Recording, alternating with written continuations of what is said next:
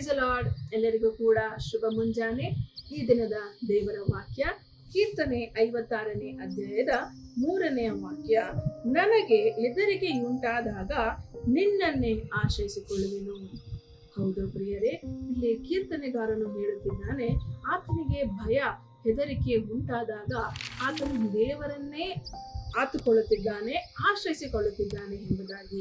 ಅದೇ ಪ್ರಕಾರವಾಗಿ ಈ ದಿನದಲ್ಲಿ ನೀವು ಯಾವ ಕಾರ್ಯಗಳ ಕುರಿತಾಗಿ ನೀವು ಭಯಪಡ್ತಿದ್ದೀರಿ, ಹೆದರಿಕೆ ನಿಮ್ಮ ಜೀವಿತದಲ್ಲಿ ಇದೆ, ಅದು ಯಾವುದಾದ್ರೂ ಆಗಿರಬಹುದು.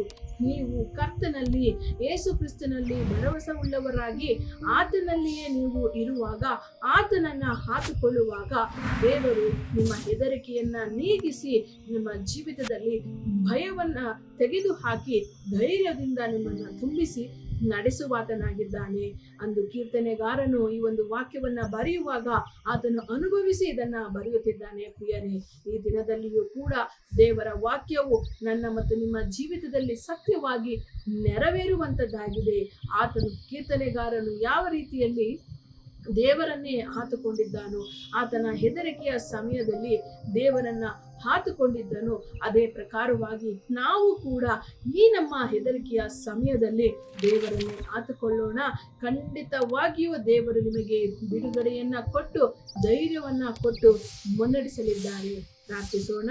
ಸ್ತೋತ್ರ ಕರ್ತನೆ, ಅಪ್ಪ, ಎಲ್ಲ ನನ್ನ ಸಹೋದರ ಸಹೋದರಿಯರು ಕರ್ತನೆ, ಯಾರೆಲ್ಲ ಕರ್ತನೆ ಈ ದಿನದಲ್ಲಿ ಈ ಕಾರ್ಯಗಳನ್ನ ಮಾಡುವುದಕ್ಕಾಗಿ ಸ್ವಾಮಿ, ಇದು ಮಾಡುವಾಗ ಇದು ಏನಾಗುತ್ತದೋ, ಇದು ಸಕ್ಸಸ್ ಆಗ್ತದೋ ಇಲ್ಲವೋ ಎಂಬುದಾಗಿ ಭಯದಲ್ಲಿ ಇರುವಂತಹ ಪ್ರತಿಯೊಬ್ಬೊಬ್ಬರನ್ನ, ಹೆದರಿಕೆಯಲ್ಲಿರುವಂತಹ ಪ್ರತಿಯೊಬ್ಬೊಬ್ಬರನ್ನ ನಿನ್ನ ಕರದಲ್ಲಿ ಕೊಟ್ಟಿದ್ದೇನೆ.